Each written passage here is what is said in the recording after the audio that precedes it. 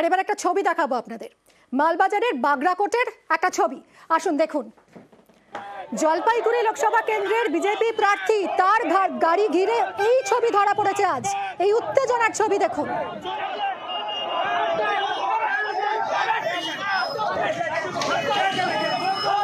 BJP প্রার্থী জয়ন্ত কুমার রায় তার গাড়ি ঘিরে ধরে গো ব্যাক স্লোগান এবং এইরকম উত্তেজনা ছড়ায়। রকি আমাদের প্রতিনিধি রয়েছেন, আরো বিস্তারিত জানাবেন। রকি, এরকম একটা পরিস্থিতি তৈরি হলো কেন? মিমি, তোমাকে প্রথমে বলে রাখতে চাইবো, মালবাজার মহকুমার অন্তর্গত বিভিন্ন এলাকায় জলপাইগুড়ি বিজেপি যে প্রার্থী রয়েছেন জয়ন্ত কুমার মজুমদার, তিনি কিন্তু সকাল থেকে প্রচার করছিলেন। আজ যখন প্রায় বিকেল নাগাদ তিনি বাগরাকোট এলাকায় প্রচার সেরে ফিরছিলেন, সেই সময় মিনামোড় এলাকায় তৃণমূল আশ্রিত কয়েকজন দুষ্কৃতী এবং তৃণমূল কর্মীরা কালো পতাকা হাতে নিয়ে পরিকল্পিতভাবে কিন্তু দাঁড়িয়েছিলেন বলে অভিযোগ রয়েছে। যখনই জয়ন্ত মজুমদারের গাড়ি সেখানে এসে পৌঁছায়, সেই সময় Jayanta Majumdar go back slogan দেন এবং মুর্দাবাদ স্লোগান দিতে দিতে তার গাড়ির উপরে চড়া হয় এবং গাড়ির উপরে হামলা চালায় বলে অভিযোগ।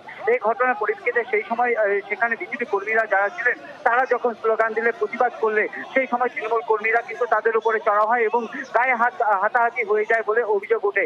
গোটা ঘটনায় কিন্তু পুলিশ কর্মীদের সামনে ঘটেছে এমনটা কিন্তু অভিযোগ করেছে বিজেপির তরফ থেকে। ঘটনায় রীতিমতো চাঞ্চল্য ছড়িয়ে পড়ে ঘটনার পর কিন্তু সেখান থেকে বিজেপি যে প্রার্থী রয়েছে তিনি সেখান থেকে বেরিয়ে যায়। ঘটনার পরিপ্রেক্ষিতে তৃণমূল সম্পূর্ণটাই মিথ্যে বলে। রকি, অনেক ধন্যবাদ তোমায়। এবং এই ছবি ধরা পড়েছে আজ জলপাইগুড়ির প্রার্থী জয়ন্ত রায়, বিজেপি প্রার্থী, তার গাড়ি ঘিরে ধরে কালো পতাকা দেখানো হয়, গো ব্যাক স্লোগান দেওয়া হয়, অভিযোগ তৃণমূলের বিরুদ্ধে।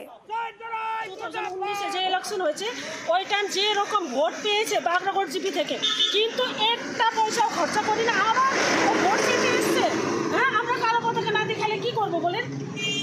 আমরা दिखाबो, निश्चय आभार दिखाबो, आभार आस्ते आभार दिखाबो। तो कोरोना काल भी पार हुआ है जनता को, यहाँ पे आदमी मारा, स्वयं मेरा हस्बैंड भी वो कोरोना काल में बीत चुके हैं। एक मुट्ठी चावल तक नहीं लेके दिया। उस इंसान को हम लोग वोट नहीं देंगे इस बार, इसीलिए गो बैक का नारा हम लोग लगा रहे। জয়ন্ত কুমার রায় বিজেপি প্রার্থী, তিনি অভিযোগ করেছেন তৃণমূলের বিরুদ্ধে। শুনুন। 30-40 জনের একটা টিএমসি গুন্স, মানে কতগুলো ছেলে, তারা আমার গাড়িটাকে, আমাদের যে গাড়িগুলো যাচ্ছিল তাদেরকে রাস্তায় আটকে রাখে। কিছুক্ষণ পরে তারা আমার গাড়িকে ভাঙচুর করার চেষ্টা করে, আমার গাড়িতে দিম ধাম করে মারছিল এবং গাড়ি তো যেতেও দিচ্ছিল না, আবার এদিকে মারছিল। এবং সবগুলো কিন্তু পুলিশের প্রেজেন্সেই হয়, পুলিশ তাকে সেখানে ছিল, উপস্থিত ছিল। আজকে ওদের পায়ের মাটি খসে গেছে, পায়ের মাটি নেই। মানুষের যা রেসপন্স দেখলাম তাতে মানুষ তাদেরকে ছুঁড়ে ফেলে দিতে চায় টিএমসি। জয়ন্ত রায় তৃণমূলের বিরুদ্ধে অভিযোগ করলেও অভিযোগ মানতে নারাজ তৃণমূল নেতা সৌরভ চক্রবর্তী।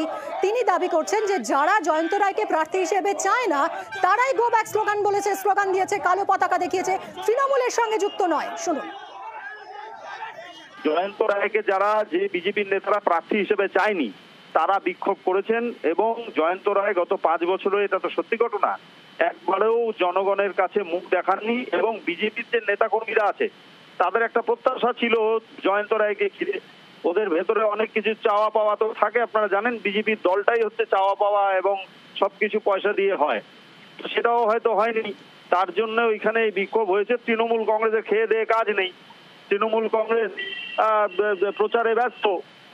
সেখানে তৃণমূল কংগ্রেস এই সিটটা জিতবে জলপাইগুড়ি, তো তৃণমূল কংগ্রেসের লোকেরা ওটা করতে যাবে কেন? শাসক দলের লোকেরা কোনোদিন অশান্তি করতে যায়?